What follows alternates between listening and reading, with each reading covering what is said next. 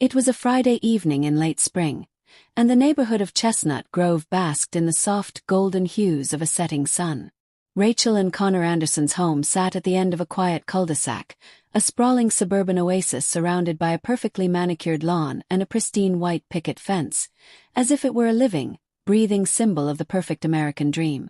Yet perfection, as Connor was about to learn, had a way of shattering into shards sharper than glass. Rachel stood in the kitchen, her blonde hair catching the last warm rays of the day as she leaned over her phone, her laughter a soft melodic sound that filled the room. She quickly turned the screen away when she noticed Connor entering. He paused for a moment, sensing an unusual tension in the air. He raised an eyebrow. "Who's that?" he asked, his voice casual, but laced with a hint of curiosity. "Just Sarah," Rachel replied, naming her best friend from college. "She's planning a bachelorette party and wanted some advice. You know how she is." Connor nodded, though a sliver of unease settled deep in his gut. There was something about Rachel's tone that felt off, something he couldn't quite place. He brushed it aside, attributing it to the stress of his long week at work. Rachel was the love of his life, bright, beautiful, and full of charm. They had been married for 8 years, and their bond had always seemed unshakable. Or so he thought. That evening, Connor suggested they watch a movie together, but Rachel, claiming she had a headache, declined and retreated to their bedroom, leaving him alone with a bowl of popcorn and the persistent hum of unease. After an hour of mindlessly flipping through channels, Connor decided to go for a drive to clear his head. The streets of Chestnut Grove were eerily quiet as he drove aimlessly, not knowing exactly where he was headed. Eventually, he found himself at a little cafe downtown, a place he and Rachel used to visit on lazy Sunday mornings. He parked in the lot, about to turn back, when something caught his eye. Through the large glass windows of the cafe, he spotted Rachel sitting at a corner table, not alone. A man sat across from her, leaning in close with a relaxed, confident demeanor. He had dark, unruly hair and a smile that seemed to light up the dimly lit cafe. Rachel was laughing, genuinely laughing, in a way Connor hadn't heard in months. Her hand brushed against the man's, and Connor felt a sharp pang in his chest, an ache so intense it almost knocked the wind out of him. He remained frozen in his car, unable to move, his mind racing in an attempt to rationalize what he was seeing. Maybe it was nothing, just a friend, a simple meeting. But as the minutes ticked by and their body language grew increasingly intimate, the truth became impossible to ignore. When Rachel's hand slid to the man's thigh and lingered there, Connor's grip on the steering wheel tightened, his knuckles turning white. He couldn't bring himself to confront her that night. Instead, he drove home in a daze, his thoughts a tangled mess of disbelief and fury. Sleep eluded him as he lay awake in the dark, replaying the scene at the cafe over and over again. By morning, Connor had convinced himself that he needed proof, something concrete, undeniable.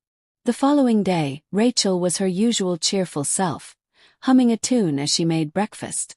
Connor watched her carefully, searching for any signs of guilt or deception, but Rachel was an expert at concealing whatever secrets she kept hidden. He decided to wait for the truth to reveal itself.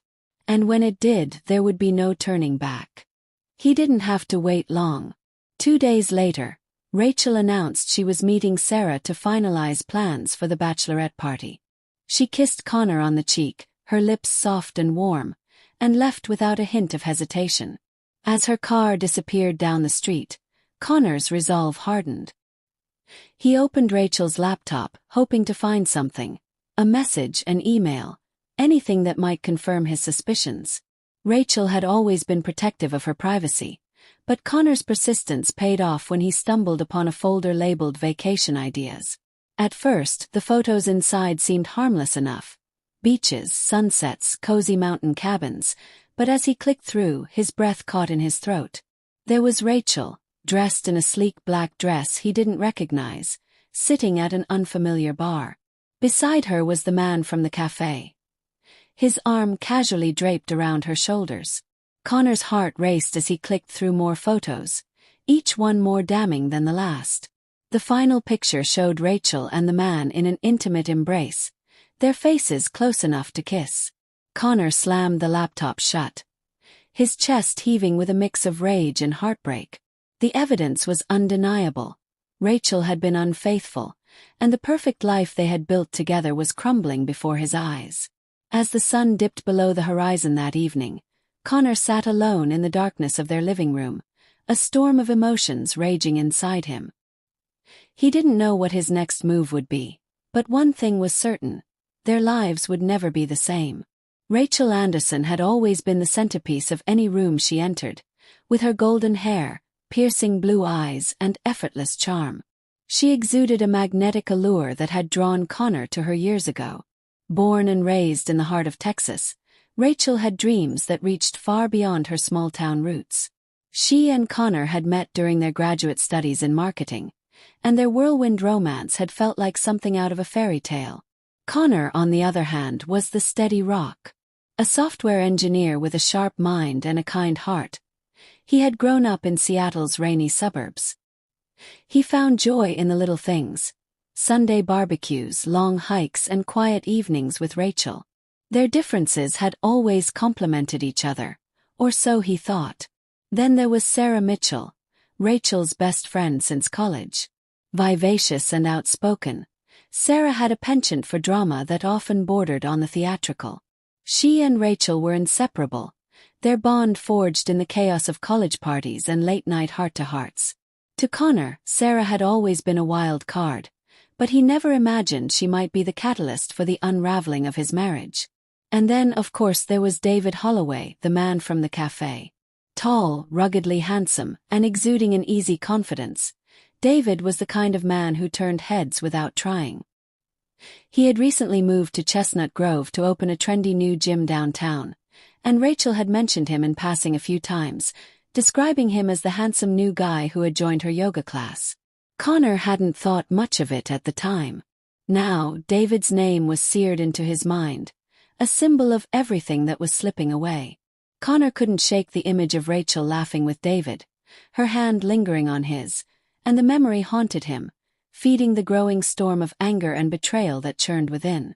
As he pieced together the fragments of their interactions, Connor began to see the patterns he had missed before. Rachel's late nights, her sudden interest in fitness, the mysterious yoga retreats she had attended over the past few months. The stage had been set, and the players were in place. Connor knew he could no longer ignore the truth.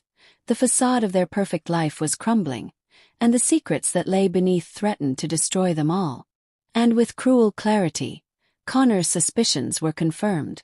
On Friday, Rachel had casually mentioned that she'd be heading to a yoga retreat over the weekend. A brief 2-day escape, she said, to reset and rejuvenate. As she kissed Connor goodbye at the door, her suitcase in hand and an airy smile on her face, a strange unease lingered between them, like a gap neither of them dared to address. She left, the sound of the door clicking shut echoing through the house, leaving Connor to wrestle with the gnawing feeling in his chest. But this time something shifted in him.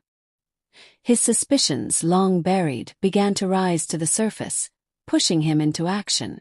Determined not to let it go, Connor decided to follow her. He watched from the shadows as Rachel drove through the quiet streets of Chestnut Grove. Rather than heading toward the retreat center on the outskirts of town, she turned in the opposite direction, toward the heart of the city. Her car, a familiar sight, led him toward the Rosewood Suites, an upscale hotel known for its exclusive clientele and private villas. His heart sank as he realized the weight of what he was seeing. He parked at a distance, barely able to stomach the thought of what he was about to witness. Minutes later, Rachel stepped out of her car, but she wasn't alone. David Holloway, the man from the cafe, emerged from a sleek black SUV. His easy confidence and rugged handsomeness almost too much to bear. Rachel's face lit up in a way Connor hadn't seen in months. The smile she gave David was wide, genuine, and all too intimate. She melted into his embrace, her body language betraying the warmth of something far more than friendship. Frozen in his car, Connor could hardly catch his breath. Every inch of him screamed to drive away, but he couldn't. He couldn't pretend he hadn't seen what was right in front of him. He followed them into the hotel, a sick sense of inevitability clenching his stomach. At the front desk, he feigned ignorance and claimed to have misplaced the key to Rachel's room, giving her name with a trembling voice. The clerk, though wary, handed him a spare key. By the time he reached their suite, his mind was reeling. He stood at the door, hand poised over the handle, listening to the muffled laughter coming from inside, a sound that had once filled him with warmth, now a sick mockery of everything he thought he knew. He could feel the pounding of his own heart, each beat a harsh reminder of the destruction unfolding before him. With a final, shuddering breath, he swiped the keycard and pushed the door open. Inside, Rachel and David were on the bed, their faces inches apart, lost in the moment. The laughter died instantly as the door creaked open. Rachel's eyes widened in horror, and she scrambled to cover her face, her breath catching in her throat. David stood, his posture defensive but unapologetic. "Connor," Rachel stammered, but her voice cracked with guilt. David, on the other hand, didn't even flinch. "I can explain," he said coolly. Connor didn't speak. He couldn't. The weight of the betrayal crushed him, leaving him speechless. His heart broke with each passing second, the damage irreversible. Without a word, he turned and walked out, the sound of his footsteps echoing through the sterile hallway. The image of Rachel and David, so close, so entwined, was seared into his mind, but it was the lies, the manipulation, that cut deeper than anything. The drive back home felt like an eternity. Connor's mind was clouded with a storm of conflicting emotions: anger, disbelief, heartbreak. When he reached their house, it was no longer home to him. It was just a place, empty and cold. That night, he lay awake, the dark hours stretching on as he replayed the scene in his mind, each iteration leaving a deeper scar. 2 days later, when Rachel returned, she was the picture of serenity, her overnight bag in hand as she breezed through the door. But there was no mistaking the tension that hung between them. Connor had already prepared himself for this moment. He didn't say a word as he opened the laptop on the coffee table. The photos he had found, the damning images of Rachel and David, were displayed on the screen. The truth was undeniable. Rachel froze when she saw them, her hands trembling as she sat down, the weight of her own guilt palpable in the room. "Connor, I can explain," she whispered, her voice breaking. "Explain what?" Connor's voice was tight with fury, the rage boiling over. "That you've been lying to me for months. That you've been seeing him behind my back." Rachel's face crumpled as tears filled her eyes. "It wasn't supposed to happen like this. I didn't mean for it to go this far." "It did," Connor replied coldly, his words cutting through the silence. "And now you've destroyed everything we had." She reached for his hand, but he pulled away, the finality of his actions clear in his gesture. "Please, Connor. Love you. I made a mistake, but we can fix this." But it was too late. His voice cracked as he responded, "You don't love me. If you did, you wouldn't have done this." The truth was suffocating, the weight of it crushing him. The argument spiraled into a whirlwind of accusations and denials, with Rachel desperately trying to explain herself. But as the hours passed, Connor could see it for what it was. Their marriage was beyond saving. Rachel sat there, sobbing on the couch as Connor, heartbroken and furious, packed a bag and walked out the door. He needed space. He needed time to breathe. As he drove away, the reality of what had happened weighed heavily on him. He was leaving behind the life he had built with Rachel, the love he had once believed would never falter. His mind was a haze of emotions, but one truth stood out. He couldn't go back. The weeks that followed saw Connor retreat further into himself. He met with a divorce lawyer, collecting every piece of evidence he could find: photos, text messages, Rachel's own confessions.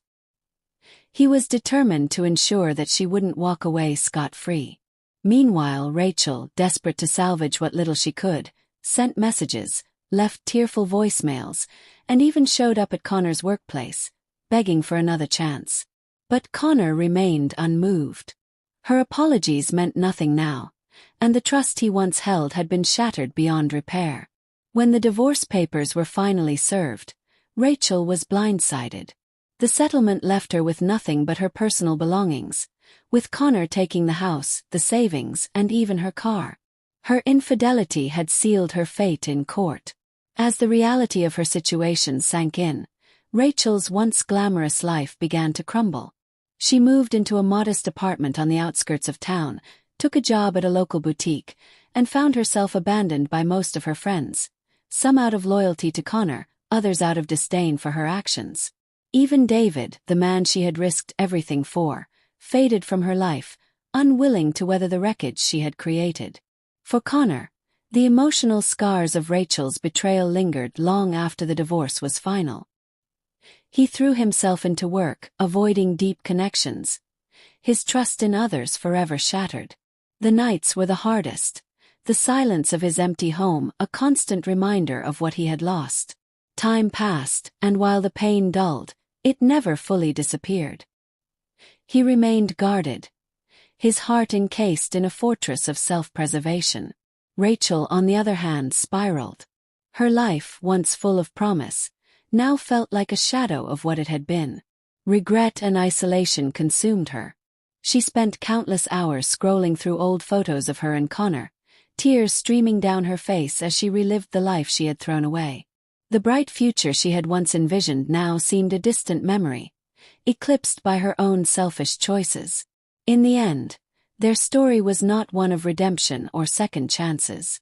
It was a cautionary tale, a stark reminder of the consequences of broken trust and the irreparable damage caused by betrayal. What had once been a beautiful love story had been reduced to ashes, a tragic testament to the fragility of relationships and the painful cost of dishonesty.